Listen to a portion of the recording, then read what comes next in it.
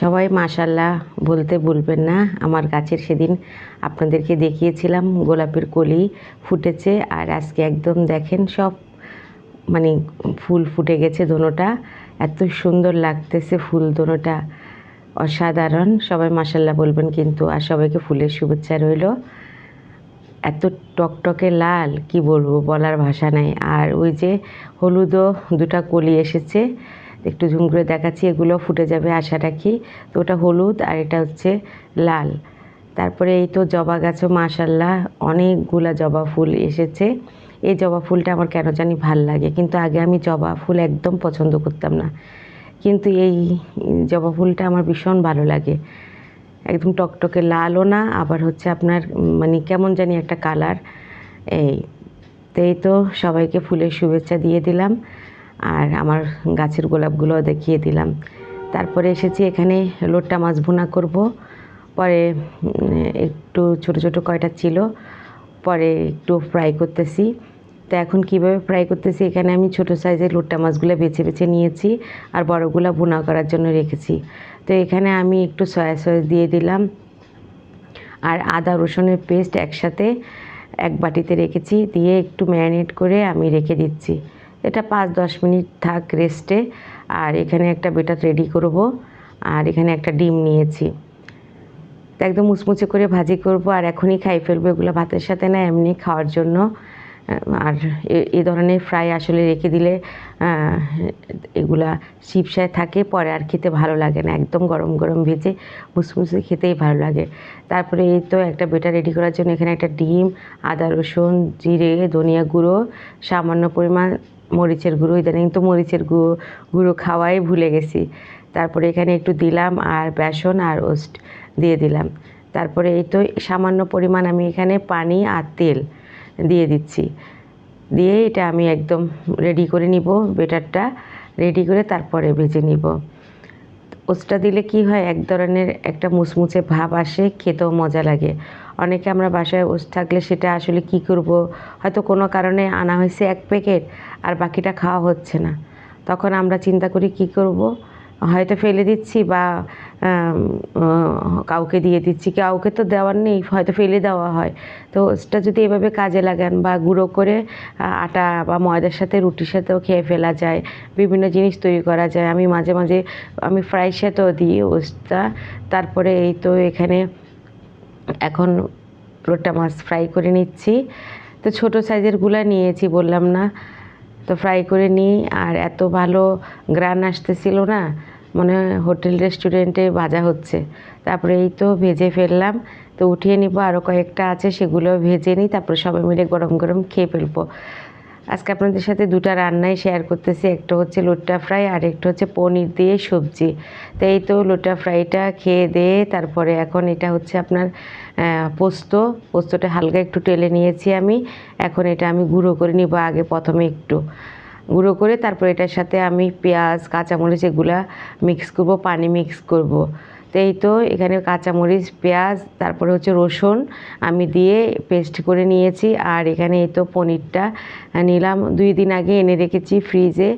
রান্না করার সময় পাচ্ছি না, বললাম না ওই যে বাংলাদেশে যাব, বিভিন্ন জায়গায় যাচ্ছি, মার্কেটে টুকিটাকি করে কিনে আনতেছি, তো এই জন্য সময় হয়ে উঠতেছিল না। পরে আজকে ওকে না রান্নাই করে ফেলি। আর পনিরটা এত ভালো। তারপরে এই তো পনির আমি কেটে এখন হালকা তেলে একটু ভেজে নিচ্ছি, একটু বাদামি বাদামি কালার হবে, তারপরে উঠিয়ে নিব। তো কীভাবে কী রান্না করতেছি দেখতে থাকেন, ভালো লাগবে। আর খুবই টেস্টি হয় এই পনির সবজিটা। তো এখন ভালো মতো নেড়ে চেড়ে এই তো ভাজা হয়ে গেছে, বাদামি বাদামি একটা কালার এসেছে। তারপরে এখন উঠিয়ে নিচ্ছি এটা আমি। উঠিয়ে তারপরে আমি এই কড়াইয়ের মধ্যেই, এতটুক তেলের মধ্যেই আমি পনির সবজিটা রান্না করব। তো এখানে পেঁয়াজ কাঁচামরিচ দিয়ে দিলাম, দিয়ে এটা হালকা করে ভেজে নিচ্ছি। তারপরে এই তো একটু বাদামি যখন হয়েছে, এখানে যে পেস্ট তৈরি করেছি পোস্ত দিয়ে, পেঁয়াজ রসুন কাঁচামরিচ, সেটাও দিয়ে দিলাম, আর একটু পানি দিয়ে দিলাম। দিয়ে নেড়ে চেড়ে এটা ভালো মতো কষিয়ে নিব। তারপরে এখানে আমি সবজি মিক্স করব। তো এই তো এখন আমি এখানে মশলাটা দিয়ে দিচ্ছি। আগে এখানে চিনি দিলাম, জিরে ধনিয়া দিলাম, আমি আর কিছুই দিই নি, আর লবণ পরিমাণ মতো লবণ দিয়েছি, যদি লাগে দিব, বেশি দিব না। আর এই তো এখানে সবজি বলতে এখানে আছে মূলো, সচিন্দা, বরবটি, পেঁপে, তো সব কিছু মিক্স করে তারপরে রান্না করতেছি। আলু দিলেও হতো কিন্তু আলুটা দিই নেই। আর এই তো পনির, আর এখানে গোটা গোটা কাঁচামরিচটা আমি দিয়ে দিচ্ছি, তো দিয়ে ভালো মতো মিক্স করে নিচ্ছি। এই তো পরিমাণ মতো একটু পানি দিলাম, আর কোনো পানি লাগবে না। এই ঝোলের মধ্যে আমার আজকে পনির পোস্ত সবজিটা রান্না হয়ে যাবে। ভীষণ মজা হয়েছিল, এটা অসম্ভব মজা হয়েছিল। পনির যদি ভালো হয় না, তাহলে আসলেই রান্নাটাও ভালো হয়। আর এখানে দুধ দিয়ে দিলাম, নামানোর কিছুক্ষণ আগে ধনেপাতা দিয়ে দিলাম, ব্যাস। দেখেন কত টেস্টি হয়েছে, আর খেতেও দারুণ হয়েছিল। তারপরে এই তো ফ্লিপকার্ট থেকে একটা পার্সেল দিয়ে গেল, তারপরে বলি আপনাদের সাথে একটু শেয়ার করি কি এসেছে। দিয়ে গিয়েছে, অনেকক্ষণ হয়েছে, কিন্তু ওই যে রান্না বান্না নিয়ে ব্যস্ত, সময় পাচ্ছিলাম না। আর যে গরম, বাবা এত গরমের ভিতরে না কাজ করতে, রান্না করতে হঠাৎ করে কেন জানি আবার গরম পড়ে গেছে। তারপরে এই তো এখন প্যাকেটটা কাটলাম, আর দেখেই বুঝতে পেরেছেন এটা কি। এটা হচ্ছে একটা ছাতা। তা আমি পিঙ্ক কালারের একটা ছাতা অর্ডার করেছিলাম। তারপরে খুলে দেখি যে কি এমন জানি এটা দলা মোচড়া হয়ে আছে, দেখে তো মেজাজটাই গরম হয়ে গেছে। পরে কি আর করা, এই তো পুরো আপনাদেরকে দেখাচ্ছি। তারপরে চিন্তা করলাম না, এটা রাখবো না, এটা রিটার্ন দিয়ে দিব। আবার বলবো মানে রিপ্লেসমেন্ট দিলে, রিপ্লেস দিলে আবার আপনার আরেকটা দিয়ে যাবে, এই আরই। তারপরে খুলে দেখলাম ছাতা বেশ ভালো, সুন্দর, কিন্তু ওই যে দলা মোচড়া হয়ে আছে, আমার কাছে ভাল লাগছিল না। দেখি কি করা যায়। আর সুন্দর একটা এই যে ছাতা রাখার জন্য বক্স, খুব সুন্দর, ট্যাবলেটের মতো, এটাকে ট্যাবলেট ছাতা বলে মনে হয়। আর এই তো এটা হচ্ছে বিকালবেলা একটু বের হয়েছি, বললাম না বাংলাদেশে যাব, এখন একটু একটু করে শপিং মলে যাচ্ছি টুকিটাকি কেনাকাটার জন্য। পরে এই ডলগুলো দেখে না আমার এত ভালো লাগতেছিল, আমি একটু আপনাদের সাথে শেয়ার করলাম। মনে করছি আজকে বাইরে এসেছি, কোনো ভিডিওই করব না, কারণ সবসময় তো দেখাই। পরে বললাম না, এই ডলগুলো না দেখালে মিস হয়ে যাবে, এতই সুন্দর লাগতেছে। আর পুজোর অনেক সুন্দর সুন্দর বাচ্চাদের ড্রেস দেখলে না এত ভাল লাগে, মানে ছোট মেয়ে বাবুদের জন্য। তারপরে এই তো বেরো যাচ্ছি, প্রচণ্ড খিদা লেগে গেছে। পরে হেঁটে হেঁটে যাচ্ছি, আর আপনাদের সাথে ডলগুলা শেয়ার করতেছিলাম।